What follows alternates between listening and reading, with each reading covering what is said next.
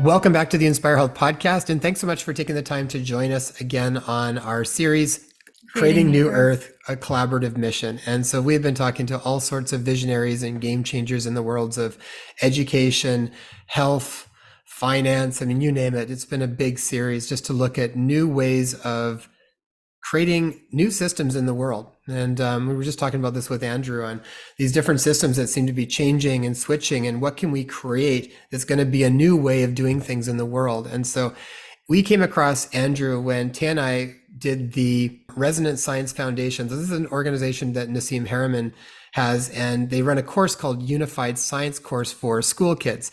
And so Tay and I really enjoyed it. Tay and I were like, that'd probably be really fun to even do the kids one before the adult one. And we have a 6 and 7-year-old, as many of you know, so we joined them on to partake in that course. And Andrew did a really phenomenal job of facilitating that. And then we learned he was the director of education for Resonant Science Foundation. And then we came across Andrew's other work that he was doing, creating a platform called Coherence Education. And this is where they specifically help children tap into their boundless genius and innate potential, plus teach them the practical life skills that will ensure they're prepared for an empowered, thriving, self-actualized future. And I got to tell you, Andrew, that was so in alignment with the conversations Tay and I have been having personally, and that have come up either organically with different guests in different topics, as well as ones that have been specifically on with children in education. So we're really excited to have you here and pick your brain on this new way of learning. So welcome to the show. Thank you. And I'm so excited to be here. It is always such an honor and pleasure to speak with somebody, who has a similar worldview and wants to watch this new world unfold, and not only watch it, but help make it happen. So thank you for your work in doing that. It's our pleasure. I've said many times, I feel like we are all pioneers right now. And, it's like old ways of doing things feel like they are just, it's almost like when you're in a relationship and you just know the relationship has kind of run its course. And it's like the energy just kind of changes and it's sort of done. It doesn't even have to be hard feelings with it. It's just kind of done. And it just feels like it's time for something new. And right now, we've been so excited to have conversations with a lot of people that I think are not just thinking about it, but they're getting inspired, and now they're putting these things into action and making it very real in the world so that people can access it. And you've definitely been doing that with Coherence Education. So I would love for you to share your background a little bit on just how did you even arrive to get to where you are now, where you're creating these amazing, very unique, different types of courses for kids particularly, but how did you arrive to where you are now? Well, Jason, it has definitely been a long journey. I got this vision for helping transform education for kids when I was in college. And I took a bunch of classes when I was in college. I was an athlete as well. And I wasn't in a hurry to leave school. I'd had an injury to my knee when I was on the basketball team. So my scholarship was kept for an extra year. So I had 5 years to take classes, which I did. I got 3 majors. But the whole time, I didn't love being in classrooms, and thought this whole idea of having basically a teacher preach to you from a textbook, and then you go off and try to figure it out by yourself at night, it was kind of a strange system. And I thought, there's got to be a better way for kids, make it more fun, more engaging, more hands-on, more real. And so I got this idea to do that. I ended up going into the corporate sector in tech after college, but I had in mind, like, I want to return to education. I don't want to go into a normal traditional classroom and be part of that system, but I want to, as soon as I'm ready, which took a lot more decades than I thought would happen, I want to have a hand in doing this. And it really started with that course that you mentioned with Nassim Harriman. I have a 12-year-old, and she was 11 at the time when I approached Nassim. And I said, hey, I love your unified science class, the way that you make your models accessible to adults. What would you think about me taking that and creating a kids version? And he said, basically, well, I've been wanting to do that for a dozen years. Why don't you come on as our director of education and do that for us? So I did. I was hoping to get a few dozen students, and I got, ran the course a few times, got over 200 students each time. So definitely, it seemed like an idea whose time had come. We got just fantastic interaction with the students. People really loved it. And then I just thought, hey, I want to teach way more than science. So I ended up finding a great replacement for myself, left resident science, started Coherence Education. We ran our first 3 courses starting in September.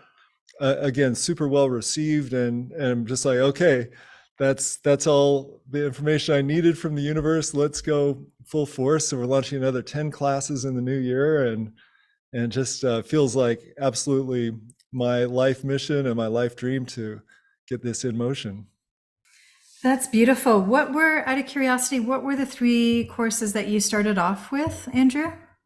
Yeah, so we did coherence for kids, taught with heart math, and then we taught a music class called Everything is Music, with the idea that we are all musicians. And basically, if you look at life through the lens of physics, everything literally is music because it's vibration and coherence and harmonics and frequency. So we got the kids set up with a digital audio workshop software, and they all became music composers and producers, and they all created some amazing original music. And then we had a project-based class using AI tools to essentially have kids choose some project they were really interested in. Some of the kids were really interested in helping the environment. Some of the kids were interested in, getting their art or music out into the world. So we use the AI tools to become really cheap employees for them, to help them, write their marketing materials or create websites and put together project plans. So it was a great way of just being able to get kids used to the fact that they could have an idea and then manifest it out into the world a lot more easily than most of us think is possible.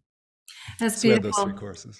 Andrew, I feel like this is kind of happening now for those of us who are feeling really heartbroken at what we're seeing doesn't, that which is, in the world that is not really meeting our needs and desires and longings, nor our children's, nor our families.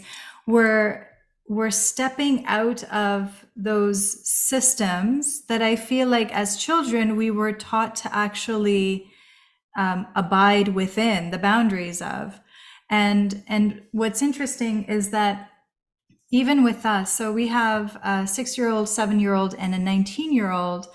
And I watched my 19-year-old when he was little. When I transferred him from Waldorf education, which wasn't regulated at that time, into the regular public school system because I was going through a separation and could no longer afford to keep him in that school.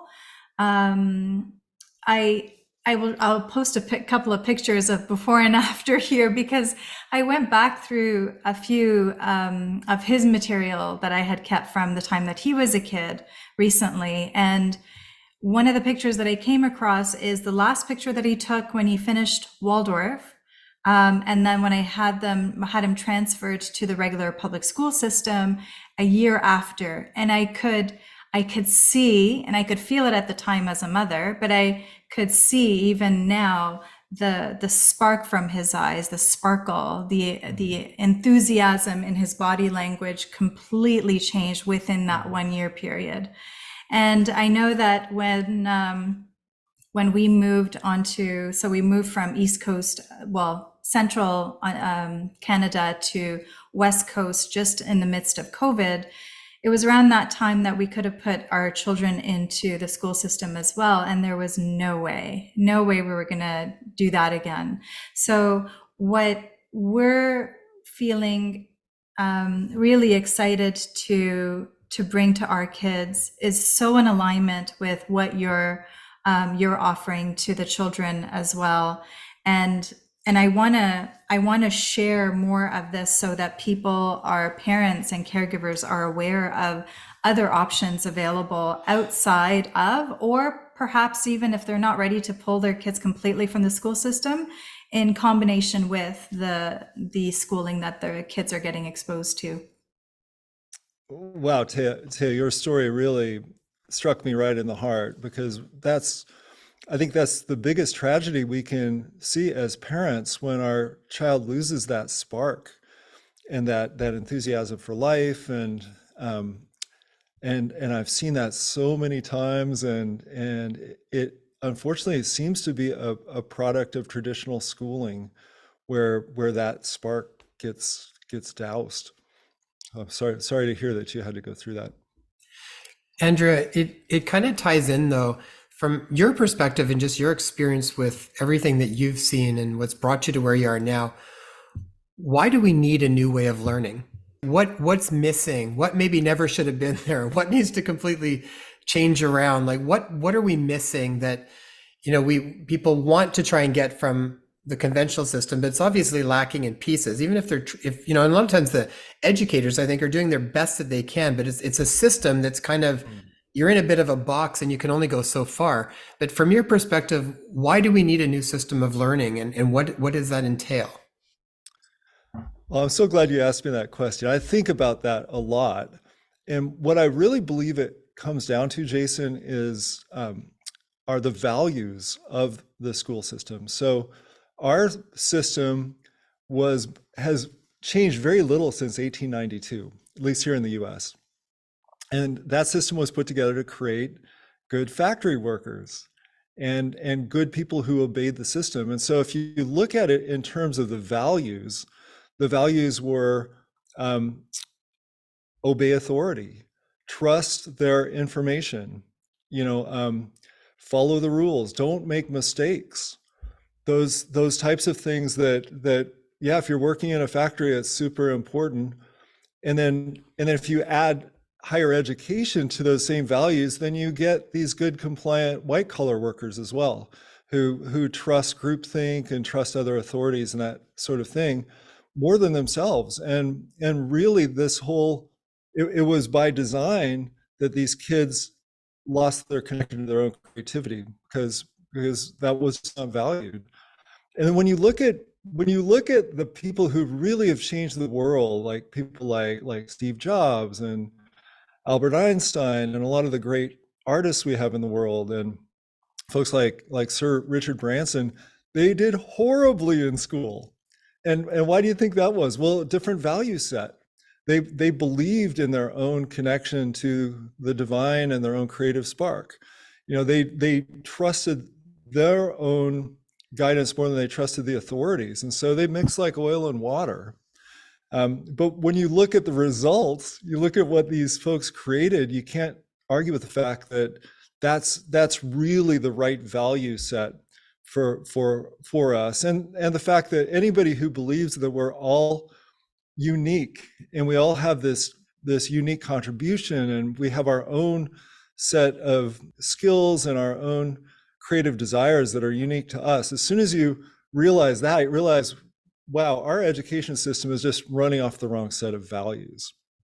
So when you look at a lot of, Waldorf is a great example because they do believe in child-centric learning. There's a Sudbury schools back in 1969. If you're not familiar with Sudbury schools, please look it up.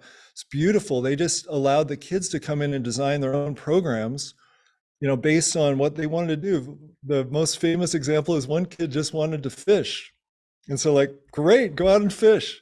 Fished every day, and his dad, mom were kind of concerned. They'd go meet with the principal. They're like, you just got to trust that he's doing this for a reason. He learned so much about nature and, fish and biology and just his own connection with it. And then he went on to become extremely successful later in life.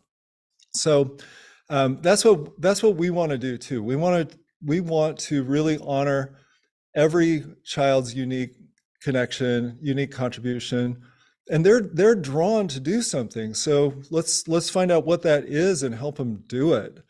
And then anything they learn on the way is going to stick, right? More than if learning is foisted on them that they don't really know what the context is for. Yeah. So. Andrew, I think one of the things that's really important around that whole idea is that it starts from a fundamentally different perspective on viewing our children. So it's like, I think a lot of times it's the conventional sort of approach is a little bit more like a bit of an empty vessel that needs to be filled up with a certain amount of knowledge that we've learned and by people that have learned more knowledge than they have up until this point. And as a contrast to that, this child actually comes in as this connection to source energy and to the cosmos and to all of this sort of piece of it, and that really we're trying to there to support that spark, whatever that is, and a lot of trust and faith in creating an environment to be able to allow that to foster. But it's like, if we don't think that kids have that connection, then of course it's going to be, even from the standpoint of trying to do as much good as you can, then you're thinking that you need to just fill them up with everything that you've learned, but then we just keep the same pattern going. And I actually don't think we create much new, because we're dampening that spark, which is where all the creativity and inspiration and all of the new insights and everything kind of stem from. Yeah, that's so well said, Jason. And I just wanted to mention, I think now more than ever, we really need to embrace the individual genius of each kid. Because when I talked about the school system and what the values are, trusting authority, following certain data sets, guess what else is really great at doing that? AI. So it's great at thinking inside of the box and following instructions, and it learns really well. So you've got a set of kids who are learning how to be really good at this type of thing, coming out of school ready to compete with something that's probably way better and cheaper and works 24/7. And so so I think really the future is about embracing what's truly amazing about us humans, that creative spark and that out of the box thinking and ability to lead and inspire others. Let us do that. Let the machines do what they're really great at, and then we can come together and combine and create amazing things together. I saw that so evident over the past few years. I remember before my 19-year-old, my stepson was, when he was still in high school, and I remember them doing a paper, and I was kind of watching how this, because it was very different from me doing a paper back in my day. And it was a lot of like cut and paste from things, stick them into one AI program that rearranges it, stick it into another AI program that basically checks to make sure that it's not being plagiarized, which, all of this stuff, and then boom, and you're done. And it's actually a really well-worded, coherent essay, and you wouldn't even be able to tell that that was one. And I'm asking, like, And it wasn't written by him. no, and I'm like, and what do you learn anything around that? It's like nothing, because you didn't actually do anything with it. But it was more at that point, it was like, wow, the old way of doing things is so completely outdated now, because it's like it doesn't make any sense. It's like, why would you do all of that when you can get text kind of information here? It's like, it really is going to switch around to like, what do we really need to foster? Like, what is the human being? What parts of the human being are we supposed to actually really support? And maybe this is going to open up into a whole nother, I mean, I almost get goosebumps when I think about it, but it's like a whole nother era of what's actually possible, because we're not spending so much time on these little details that really our brains are not designed to kind of hold in that capacity. But it's like for this creative visionary leadership type of roles, I think, which is going to be very different. Yeah, so well said. I think of it in terms of calling it executive function, where if we're operating from that place where we're not getting instructions and executing instructions from somebody else, but we're coming up with our own ideas and we're giving instructions, then that's beautiful. And if there are things that help us execute those instructions a lot more quickly and easily, great. Then we get this beautiful thing that we want to create out into the world much more quickly and easily. So you had mentioned around AI, and I know that we've had conversations. AI has come up in lots of that, and they can be a really beneficial thing. It can be a dangerous thing, back and forth around this, almost like a double-edged sword. From your perspective, what is the role of AI moving forward in learning and in the sort of next generation of how we can do things? Because it's there, and it's a super powerful tool, but what are your sort of pros and cons around it, and what maybe needs to be in place to be able to utilize it for its ultimate benefit? Because you also have a course called AI for Kids, and I'd love you to be able to dive into that as well. Yeah, great. The way I think about it is it's all about getting on the right side of AI. Like, I think those real dystopian scenarios that we see about so many times in movies and the Terminator or what in the Matrix, it's about AI running the show and giving us instructions and telling us what to do and how we can be a part of its ecosystem, right? So I think it just needs to be flipped. That it's an amazing tool. I mean, we use AI all the time in our school to help us write first drafts of website pages, of marketing materials, of emails, and it's helped us accelerate getting the school out, tremendously, and within our budget, right? So you can really use it as an amazing force for good.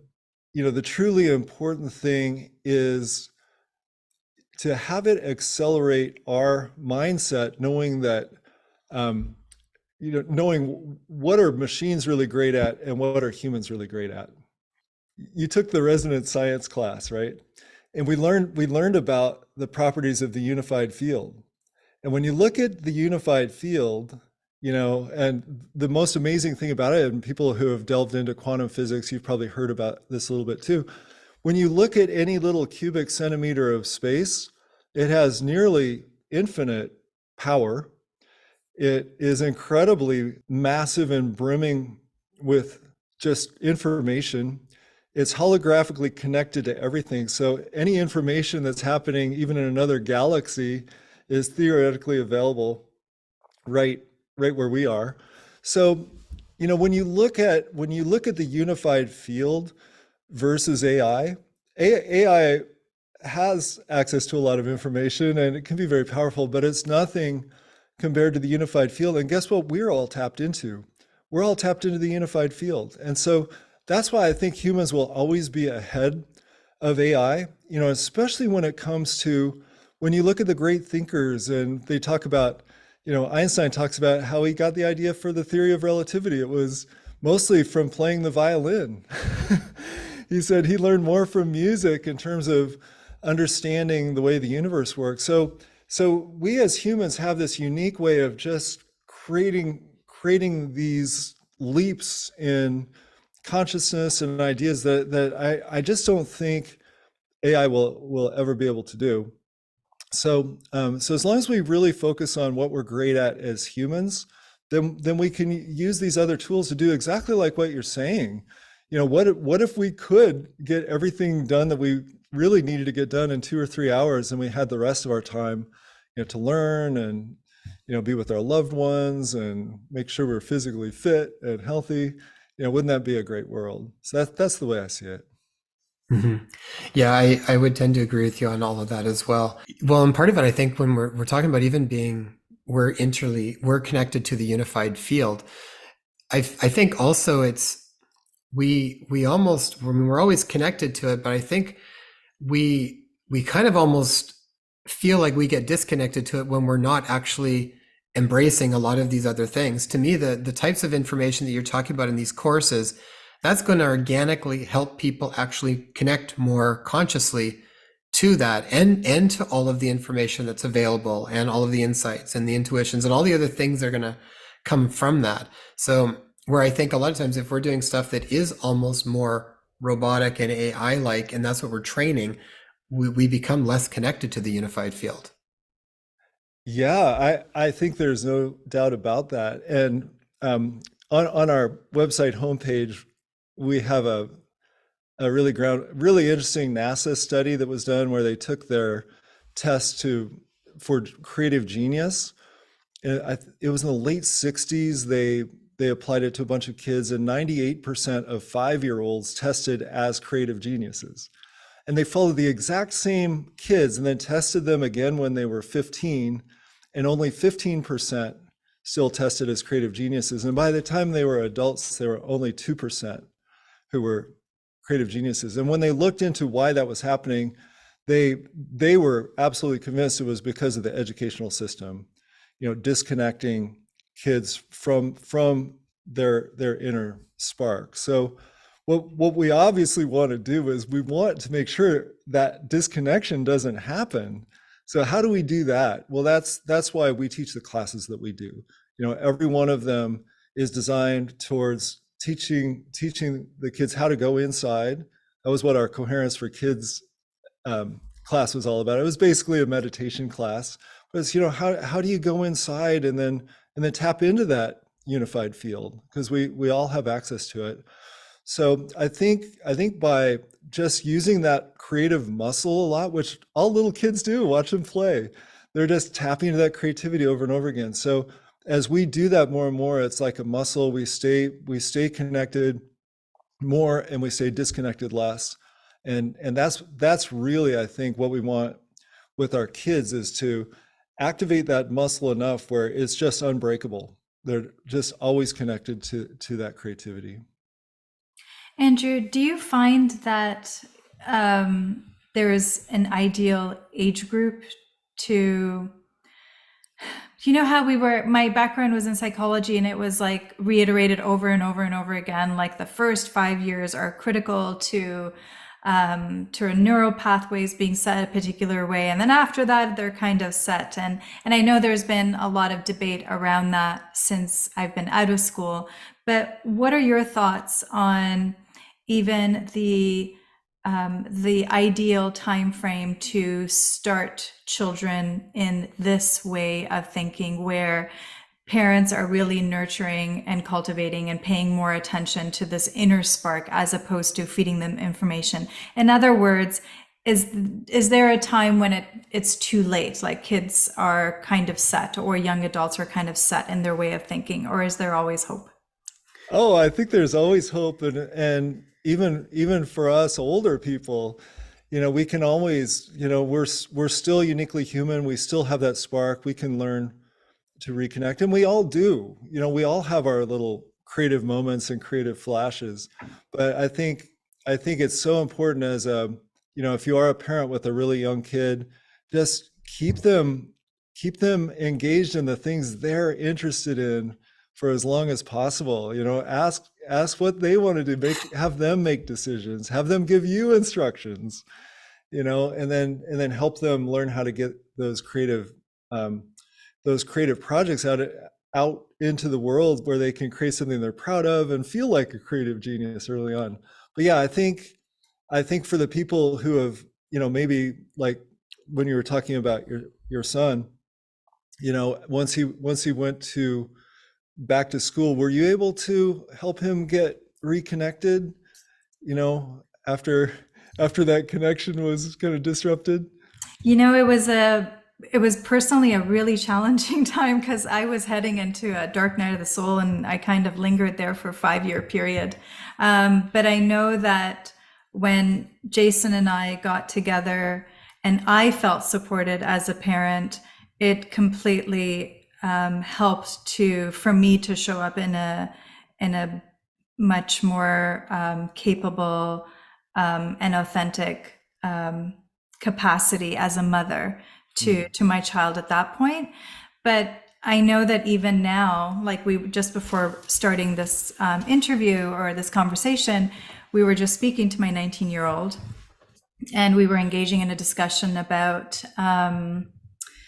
maybe I'll let you speak a little bit more about it, because it kind of started in one direction and then it started, but you could see and feel the way in which he's been taught at school really hinder his capacity to be able to pick up on nuances of certain topics that we get into, really any topic that we get into. Things are very much black and white, right and wrong. Well, and it's an interesting time, because it's like it's easier sometimes to just make things black or white, good or bad, right or wrong. It's like, and I actually think we're very much conditioned in many ways to do that over and over and over again. And my concept is always that you have to come back to context on everything, because the content is one thing, but it's the context that decides everything.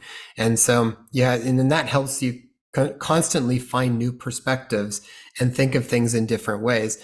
And I find sometimes that capacity is almost like not accessible so easily. unless it's been practiced.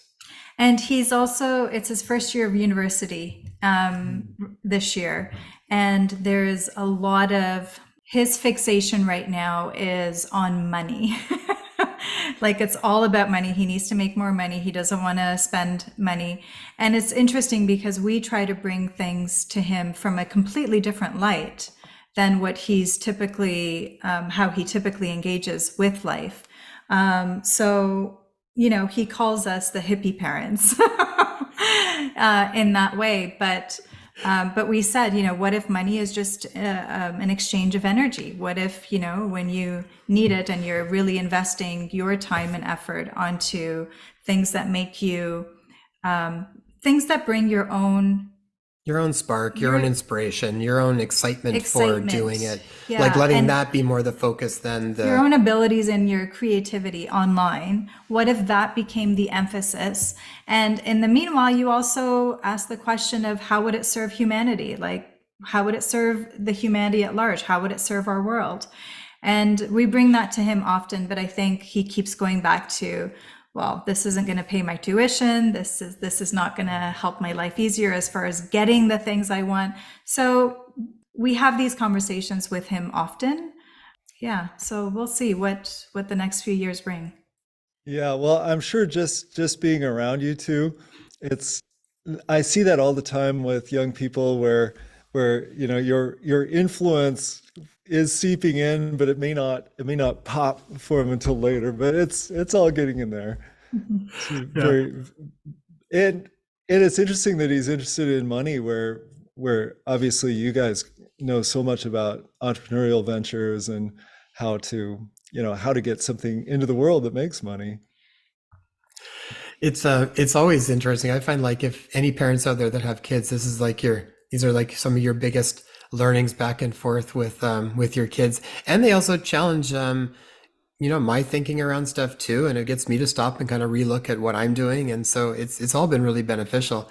But kind of in a line with that sort of concept, I'm thinking like with parents when they're looking at trying to do things in a new way, because even right now, if people are in a conventional system, it's like, here's the skill set you need to learn, this is the amount of it, this is the knowledge that you need to have by this time, you need to have your reading and writing done by this time, and it's like everything's very sort of set up in a specific order, and if you're not there, then you're behind, and so it's very easy for parents to kind of see, okay, well, this is the type of information, this is the knowledge that it's most important, and it needs to be done by this time. And there's, from your perspective and stuff, what really, when you break it down, what do you think is most valuable for our kids to really embody, like from a skill set, from a knowledge perspective, like what's going to give them the most bang for their buck, really? Mm, that's such a rich question. I want to bring back that Sudbury School, uh, for another example, because they wouldn't force any particular regimen on any of the kids. Again, it was just what they wanted to do. But some of the kids approached them and they were nervous because they were afraid they didn't know enough math. So the Sudbury folks took it on like, okay, I wonder how long it would really take to teach all the math they would need through primary and secondary school. And I think it was like 10 to 12-year-olds that they were going to teach. So they thought, well, I think the way math is taught, there's a lot of wasted time in there. It takes a lot of time to go through the subject. So they found a way to teach the kids all the math they needed all the way up through 12th grade in 6 weeks, which sounds crazy, right? But if you really focus on it, when you look at what's in a standardized test for math, there's really not that much. You need to know some fractions and some geometry and some algebra. And these concepts, kids, when they're ready to learn and they want to learn it, they can learn it really quickly. So all that said, I really do think that, when you look at our challenges as adults, I think most of our challenges, which tend to be around health and relationships and money and career. And I think those are the skills that we really should be teaching early on. So, basic communication and conflict resolution skills. What leadership skills, like how do you work with other people to get things done in a project? How about project management skills? Like there's this beautiful state-of-the-art way of managing projects called agile methodology. Anybody in the programming world knows about this.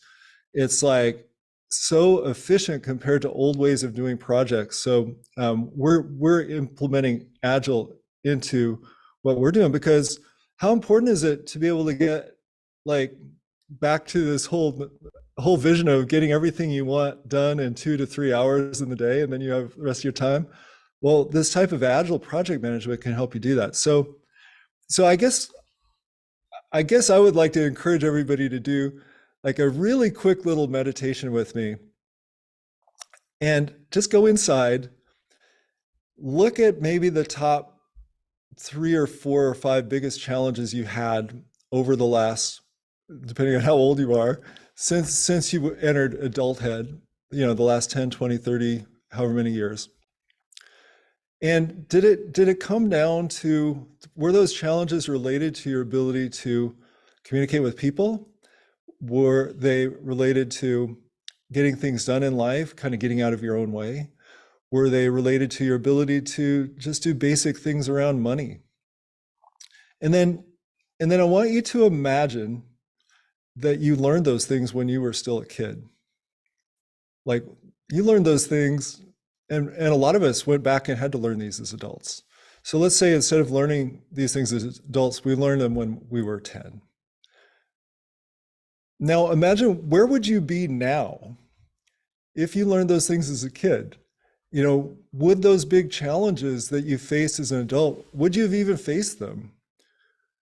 Or would they have been just like a much higher level challenge? Where would you be today in terms of your finances, your relationships, your portfolio of things that you've gotten done in the world that you're really proud of?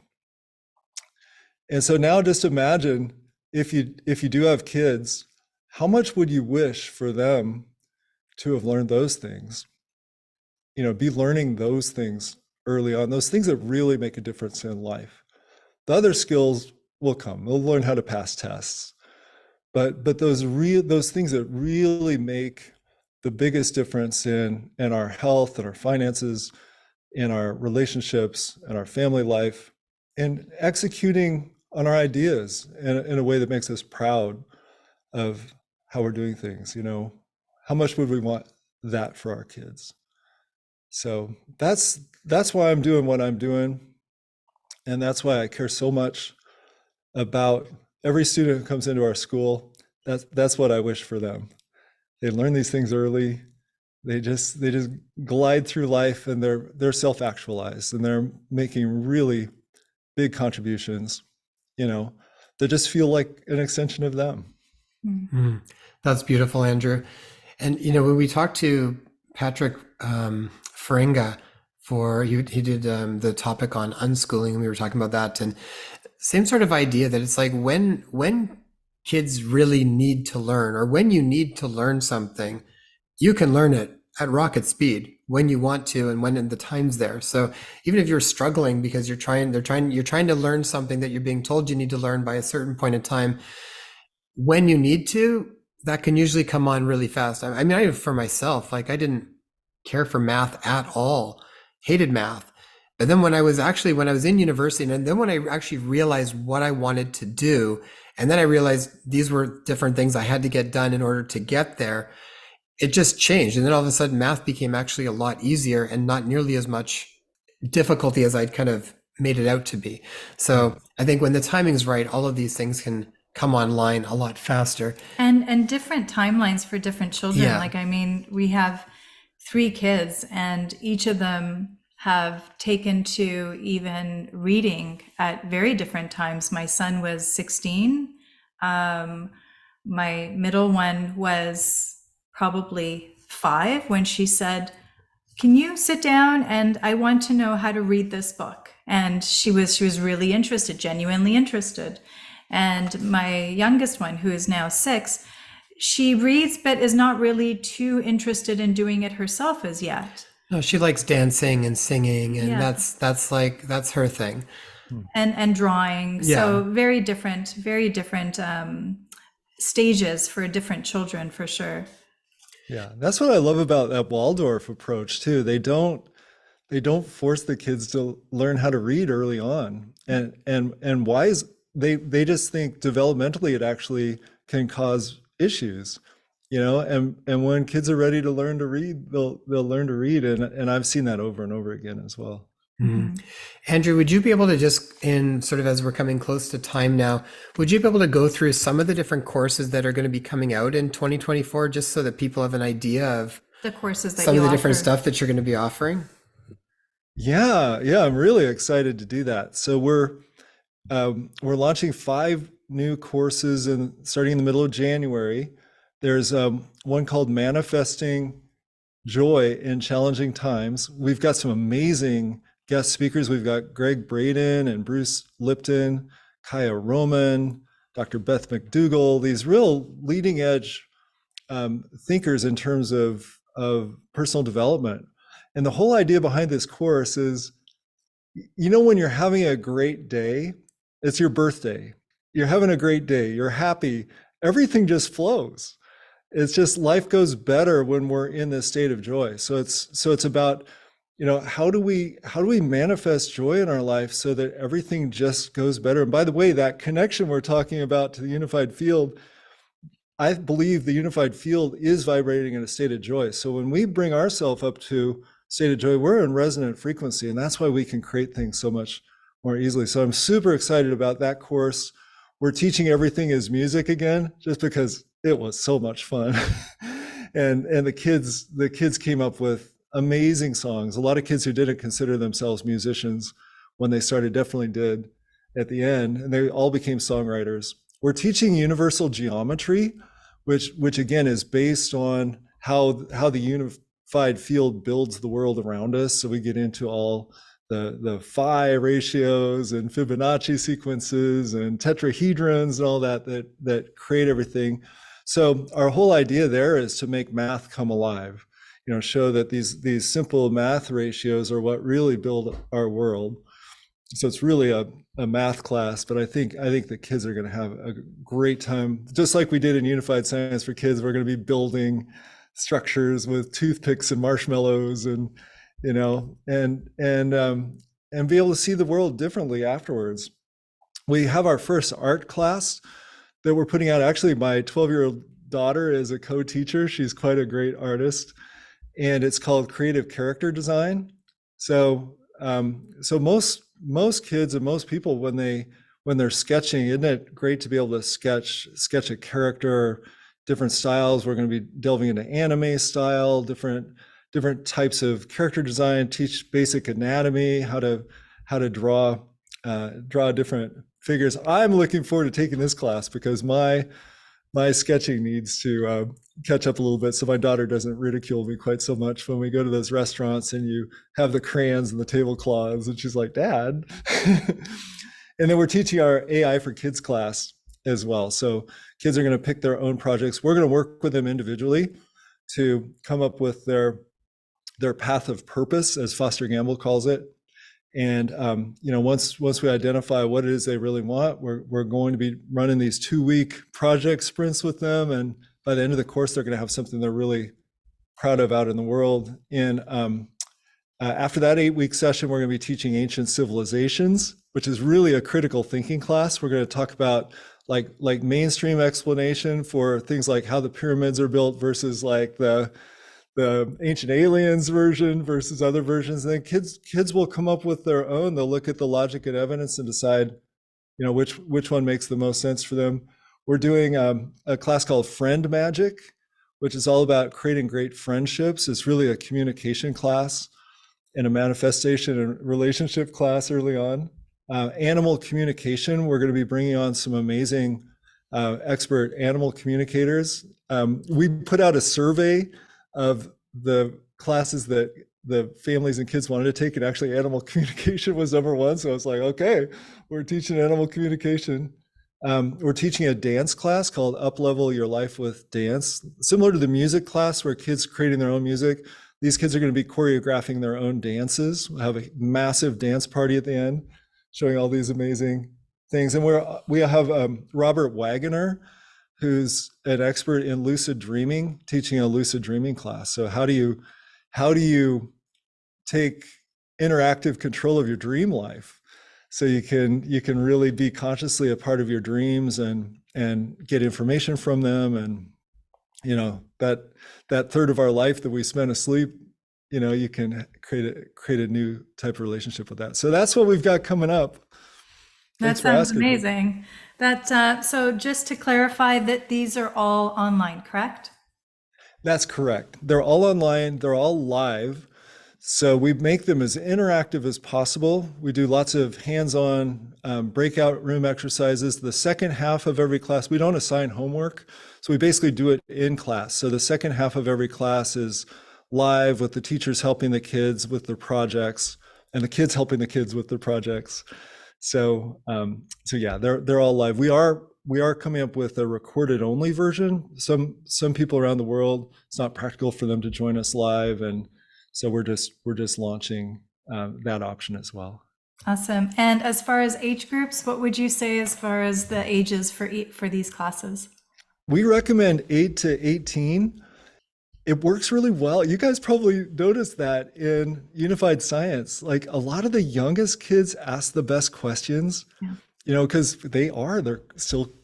they're still connected to their creative genius. And we're breaking things up a little bit where the older kids can help the younger kids, which is also a Waldorf type of thing as well. So we like that mix of the different age groups. Really, the only criteria is that your kid would just need enough attention span to be able to sit through like 15-minute lecture segments, and then we break those up with hands-on. But as long as they're able to do that, we've had kids as young as 6 in there, and we've had adult kids like yourselves join as well. Very good. Oh yeah, it's a fun one for the parents to be a part of. I like all of those topics that you discussed. I think those are wonderful topics to dive into with kids. What a gift. Andrew, one thing you had on your website on Coherence Education that I really liked, I think you had asked the question, what do we ultimately want for our kids? And this is something I know Tay and I have asked ourselves many times as going through just even in navigating different decisions around what we think is best for them. And a lot of it keeps coming down to what do we really want for our kids? And then what does that look like and how do we support it? So, for all parents out there, if you're struggling with stuff, it's like ask those questions and then see if it's being reflected. And if not, these are different types of options to kind of get that spark back, right? Andrew, where can people actually go to learn about the courses? Yeah, just go to our website, coherenceeducation.org. We've got everything you need up there. We've got Facebook page, we've got Instagram page, we've got TikTok, all that stuff. But you'll find our social media there as well. Join our email list, and we'll keep you posted on what's coming up as well. Andrew, do you see Coherence Education becoming a physical body at any point? That is a great question, and I'm glad you asked. I'm doing everything that I can right now to identify different classrooms where we can beam in. I think it's the best of both worlds because classrooms have, there's nothing like being in person. So kids can do exercises with each other. There are adults there, could make sure things are focused and supplies are available. But they won't a lot of times have, Greg Braden or Bruce Lipton walk into the classroom. So we have a classroom edition that's super inexpensive for classes of up to 30 kids. So we're looking for opportunities where we can team up with classrooms. And so, and we've had a number of classrooms join us, homeschool pods and groups will join us together. So I really love that. I think then you get the best of all worlds. We're talking about having a summer camp, where we can get like in the Santa Cruz area where I live, we've got some amazing people around here. We've got, Foster Gamble and Lee Holden, Kaya Roman, a number of different people. We could probably get some other folks here as well to have a focused type of thing here. We're still we're still in launch mode, so that probably isn't going to happen for another year or so. But we definitely love the idea that these like-minded kids can get together and just create amazing friendships and just really juicy interactions in person. Wonderful. And any final advice, Andrew, for children, or no, I would say for For the parents, parents. for families who are really struggling right now with conventional or alternative or other options of homeschooling and what have you, as far as the new earth, this new sort of territory that we're moving into. Would you have any specific advice for families and parents? Yeah, I'm going to give some advice that I just recently had to give myself, take to heart. I think it's more important than ever to limit screen time for kids.